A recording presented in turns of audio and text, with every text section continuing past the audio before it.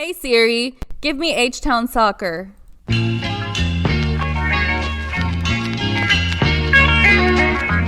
Talking all things Houston Dynamo FC.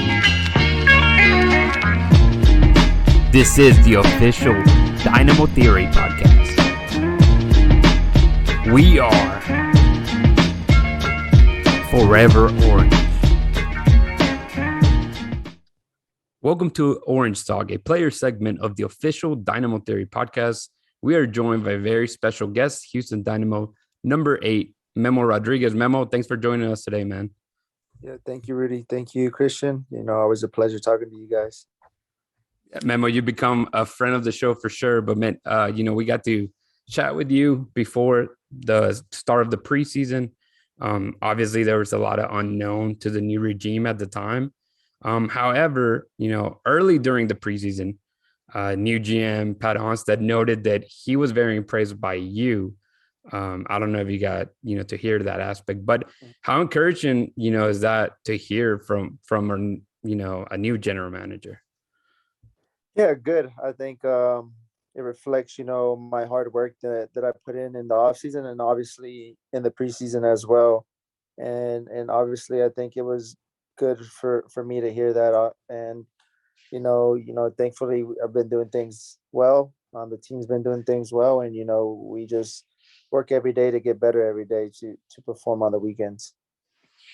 And again, when we last spoke, I mentioned the fact that you were, at 26 years old, you been with the club the longest, I guess, in years and in caps, and you keep increasing that clearly. But you lived, even with the academy, even though you didn't get to play with all of them, but pretty much all the past regimes, if I'm not mistaken, right? With Kinnear, Cole, Cabrera, Ramos.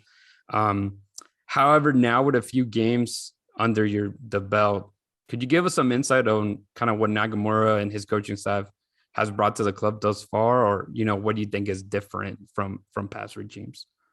Yeah, I think obviously everybody has different ideas, but I think Paulo really instilled in us, from the first day that we're gonna actually be a team that plays with the ball. We have possess the ball, be aggressive in the attack. And obviously that those circumstances changes during the games, obviously tactical changes have to be made, but we're going to be a playoff team. There's there's no no's or buts of not making playoffs this year. That's our first goal as a team we want to strive for. And also, give the fans the happiness they deserve. They're always with us. Like I said in our last chat, they've been with us, since the start. And obviously both fans, team, and organization hasn't had the best in the past. And, hopefully we're striving for that this year and hopefully make a good run. But it all first starts with making playoffs this year. Got it. So I guess we can move a little bit towards the current season. Obviously, you had kind of like a frustrating time last few seasons. But like you mentioned, you kind of been entrusted with all your hard work as a key piece of the team as of late, playing meaningful minutes in all three fixtures, the draw, the loss, and the win that happened last weekend. But do you feel your hard work is paying off? I know you kind of hit on that a little bit. Yeah, I think the first two games, obviously, we're learning the ideas, preseason, obviously, those games mean something. We want to win, but they're not real games. Like when the league starts, I think that there's different feeling. There's fans. Everybody's excited for the season to start. So just the league games are just way different than preseason. So, the preparation on everything goes different. But, I think with the right attitude, the team's done well. Obviously, I started the first two games and not the third. But, I think that's an also positive thing in this year. I think we care that we don't start. Obviously, everybody that plays football wants to start in a game, but we know that everybody can contribute in any way possible as how many minutes we get in the game or no matter who starts. So I think we actually feel like we're a big family now. Obviously, that win against Vancouver was great. It's something to build on. obviously we can't be too high on a win and obviously not too low on those wins either. But we got to keep improving, and try to become a team that's hard to beat at home. And we have to get points away from home as well, which is going to be key for the rest of the season. Yeah, and you hit on the fact that each game the tactics from Coach Nagamura have been different. How would you define your current role? As the creative midfielder when you get to play in those three. Yeah, I mean, the first two games, obviously, formation changed a bit. In Kansas City, we were a little bit, I think, too defensive.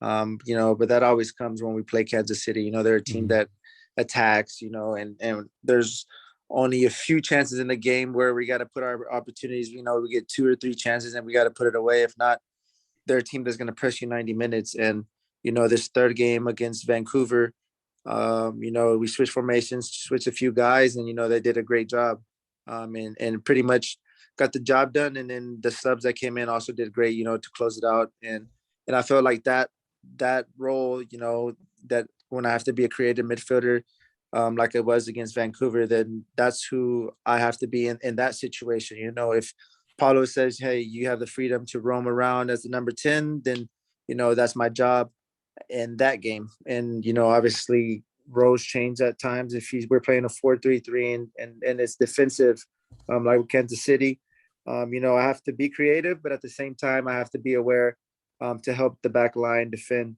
But no, I mean, I think every game situational in a way, but I always want to be attacking minded, create chances.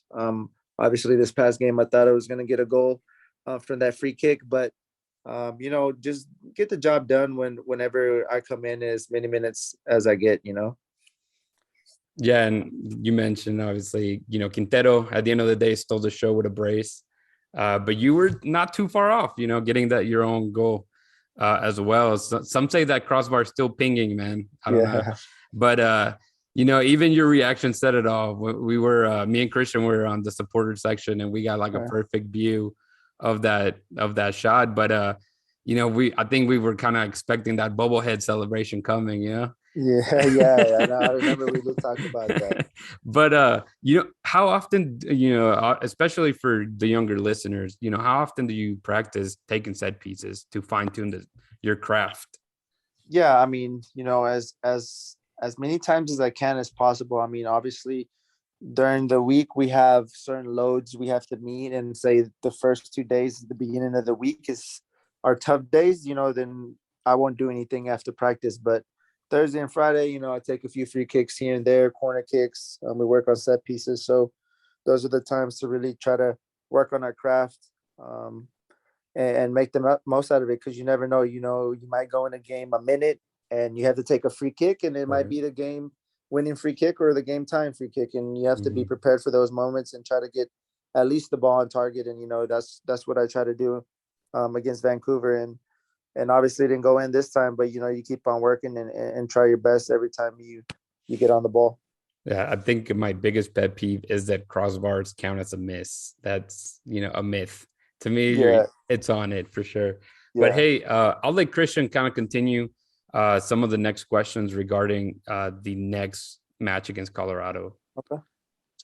And well, before we kind of move on to the Colorado match, I wanted to ask you, about the free kick situation.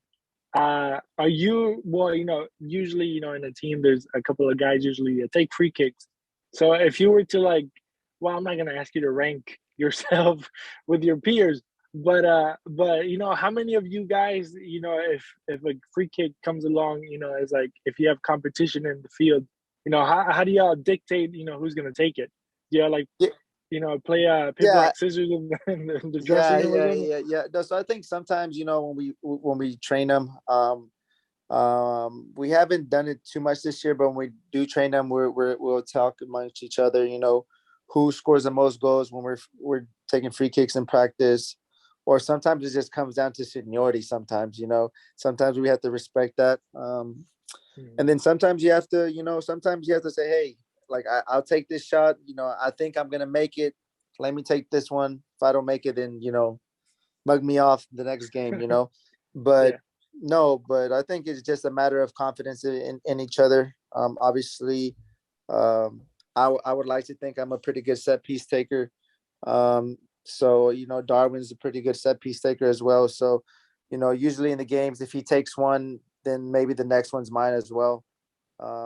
But no, it's just a matter of talking it over in practice and to see who wants to take the free kicks.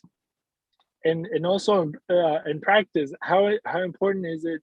You're a right-footed guy, and then you have your lefties. But how important, to like the younger guys, coming up, how important is it for you to also take shots from like the opposite side? Like going against your decided foot, I guess. Yeah, I think it's important, especially the way you have to hit the ball. I think is going to be a little bit different on each side. Um, Obviously, the goalkeeper's position might be a little different. It might be more open on the left side than the right side because he doesn't think you're going to shoot it. That's why sometimes I kind of look up at the keeper and see where he's at, where he positions himself. But it's very important just so you can have that same feel when you hit the ball from both sides and know the way you want to hit it. It's always different. Like I said, it's always different the way you approach the ball and be able to hit it from both sides. All right, and a little quick one before we move on. I promise. Have you ever tried hitting it with the outside of the foot? Maybe a little different spin to it. I think if I ever did with the outside of my foot and I shanked it, I don't think from the team or Paulo would be pretty happy with me. Just giving away an opportunity like that. You would never get that ball back. I sure. would. I don't think I would ever get that ball back. To be honest with you. Just But keep it safe. if I ever even thought about it and it scored, then they'll be like, okay, it's yours. Right. But that's 1 in a million though. It's gonna be a tough shot to do it and just to generate that power, getting over the wall and beating the keeper. But yeah, for sure, I want to keep on shooting free kicks. So I don't think I'll do that. Right. All right, so let's go ahead and move on to Colorado. A good matchup. Colorado they lost their first game. They won the last two, against big opponents, Atlanta, Kansas City, 3-0, 2-0 also, with a shutout. How do you guys come into this game, mentally and just the way that maybe, obviously everything usually comes from the coach to you guys, but, you as a player, how do you prepare yourself going into this matchup?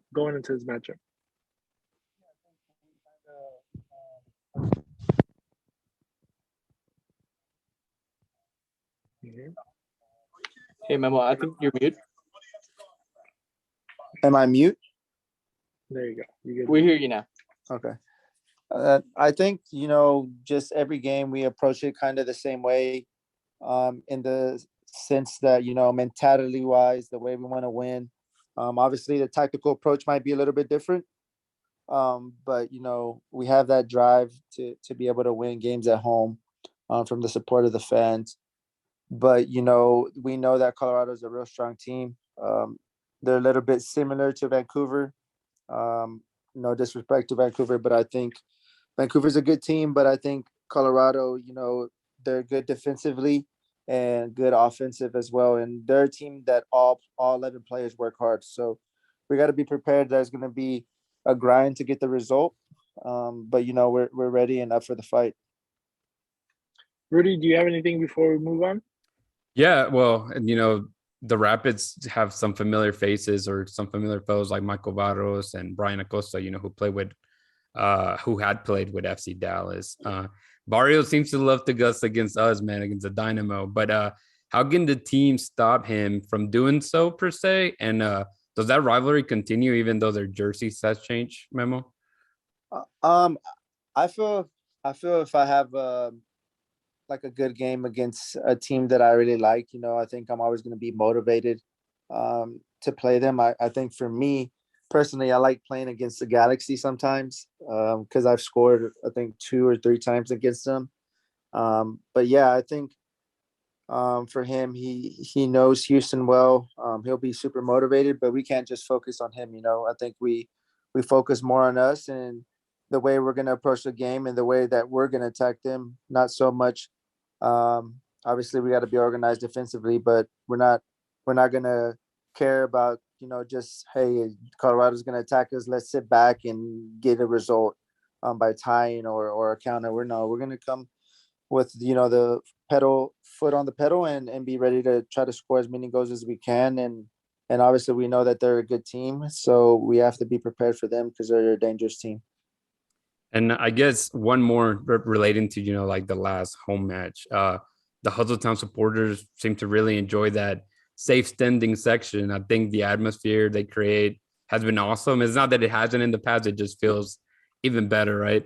Yeah. And you saw obviously the streamers kind of come down and stuff. But how does that help the team during the match, during a home match, obviously? I think a lot. I mean, without football, I don't think without fans, there's no football. But it's great, man. We always appreciate the support. Like you said, just the overall vibe out of the whole organization, not just the fans. It's different. We feel their energy. They're the ones that pushes us 90 minutes. So I think overall, as the organization continues to grow, we're going in the right direction. And I think the fans feel it as well. And there is a testament of this past game that we played. So, we want to keep hearing them yell, scream, cheer for us, to help us, push for a game winner or just, for the win. Because obviously when we win, they win as well. And it's a great time at the end of the game.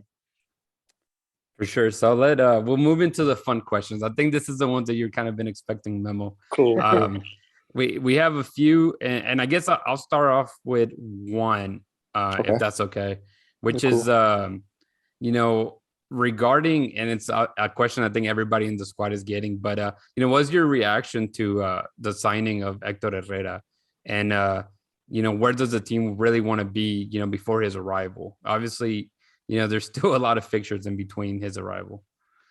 Yeah, I think, he's a player with a lot of quality. Obviously, everybody knows that. He's not at Atletico, or he hasn't played at these big clubs for no reason. So I think we're just super stoked to have him. Obviously, Pat and Ted and everybody in the organization is doing a great job. And in order for us to, become the Dynamo that was in the past, who would win championships. And that's who we want to be. And I think he'll be a great addition to that.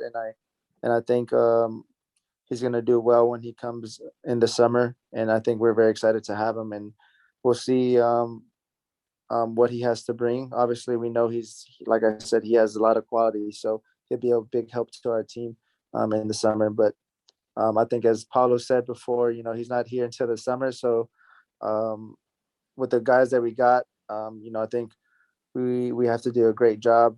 And in order for him, to just adapt well, and have that adaptation, be easier for him with the help of the teammates.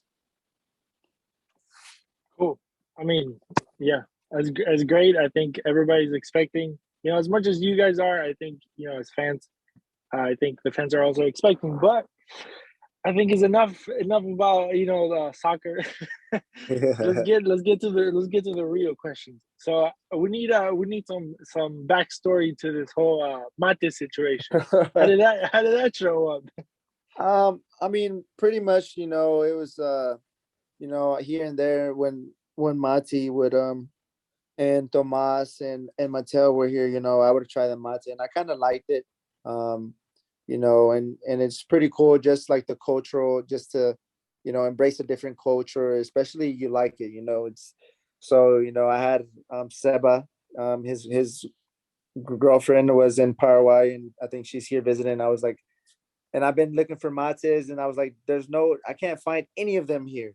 There's no ship, there's nothing. And if they were some, they were not the right ones, so, I said, Seba, hey, maybe you can have somebody from Paraguay, send it over to you, or have your girlfriend bring it with you when she visits. And so that happened. And I already knew that I had the yerba because Mati and Maxi, they had it. So I ordered one, and Maxi gave me a mate. So pretty much those guys got me hooked on it. I have one pretty much every day. I don't drink it all day like them, because I don't think I would. So I'll take one every day, and I like it, and I like part of being a different culture in the world. It's pretty cool to embrace. So now that you're basically Argentinian in a way. So I wanted to do a quick fire round, and just Okay. see how Argentinian are you now. Okay. So you probably heard of these things. You probably haven't, with the guys being around, but Okay. just to get your reaction of it. So so how's your Argentinian Spanish? Are you able to, are you the Chave guy, the Bushel guy? Are you are you saying those I words now? bet sometimes when we're speaking, I give them a little bit of push. I be messing with those guys. I know I mess around with them. Speak the way they speak sometimes. So I'm with it, man. That's what's up. All right. Have you had any choripanes yet? Have they invited you Oh, over to so quick story. I went to Argentina when I was 15, and I went to a River Plate against Huracan match. So, and then right after the game, we had choripan. So I'm pretty familiar. Are you Argentinian? Yeah. So at the hotel every morning, I would always have me a media luna, all the time, all the time. Of course. Well, if you need a spot, I know a spot where you can get some facturas. So Okay. I'll let you know. I'll give you an address. All right. Cool. Have you had morcillas by any chance? Morticia, no. No. So it's like a chorizo, but it's like black, but it's Okay. I don't know how to say the word, but it's basically blood, but it's really good. No, I haven't. Yeah. So if you ever had it, instead of a choripan, it's a morcipan. Oh. So Okay. But Okay. if you ask Mati, I'm pretty sure he'll know. Okay. And then how many? And then this is I think this is the real question. How many boludos do you drop in the day? Every once in a while, I do like 4 just to mess around with Mati more than anything, because he's really the only Argentinian guy in our locker, I think. Yeah. Yes. Yeah. So I sometimes it used to be more whenever Maxi and Mateo was around, then it would be more, just to, mess around with them, but not too much. I'd like 4-3 a day, not too much. Right, just a good average. Good average. I don't get too aggressive with the word. I don't overuse it. Nothing. Just to mess around with the guys. And then since we're in the area of soccer in Argentina, is there any Argentinian soccer players that you maybe have looked up to, or that you like how they play? Maybe late players that are retired, or maybe current ones. I always liked the way Angel Di Maria played. Man, I think a lot of people don't really talk about him too much. I think he's underrated in the world, I guess, of like the top class players. But I like the way he plays.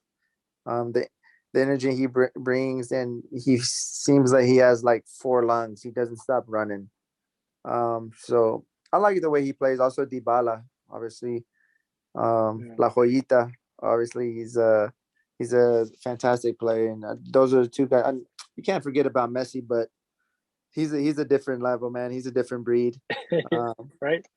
But yeah, those guys are 3 guys that I really like to watch. And last question: now that you are a little bit more Argentinian, how closer do you feel like you're playing like Messi? Oh man, I'm miles away, maybe universes away from him, man. I think that mate is gonna give you superpowers, man. I know. I watch him all the time. He's drinking mate. If Messi drinks mate, I'm gonna drink mate. Maybe it gives me superpowers, Right? You never know. I mean, it didn't work for me, but maybe it works for you. No, but that's the fire round question right there of the new segment we'll have is how Argentinian are you? So you're the first guest. Nice, and I think I passed. Yeah, you're a pretty good Argentinian. I think with the 3 to 4 boludos a day, the few mates and the choripan, I think you're certified. And then I added the extra media luna. You see. There you That's go. True. He knew more than you thought, man. So right? For sure. Yeah, for real, he did surprise me. Hey, man. Well, hey, Memo, thanks so much, man, for jumping today, well, with us today. I wish you nothing but the best for the coming matches. And, maybe we can have you again. I think you've become a friend of the show, like I mentioned earlier. So, and we enjoy having you in and hopefully get more insight of the matches coming up, man. Yeah, man. Anytime. Always a pleasure, Rudy, Cristian. We always have a good time. I'm chatting here, so anytime, just let me know. And Rodrigo wasn't here because the dude is in. Actually, he was in Rome watching a game over there. So he went. Nice. So he's a man out, but he's missing talking to Memo Rodriguez, which I prefer more. So yeah, nice. He's in Rome, so I doubt that he doesn't care about missing one show, right? yeah, not too bad. But man, again, thanks again. And anything that you want to tell the fans? I know you kind of mentioned them, but for the next matches. Yeah, I just think we appreciate the support. Thanks for coming out, and get ready to rock on Saturday again, and we keep moving forward. Let's go. Well, thanks, Memo. Let me go ahead and pause this.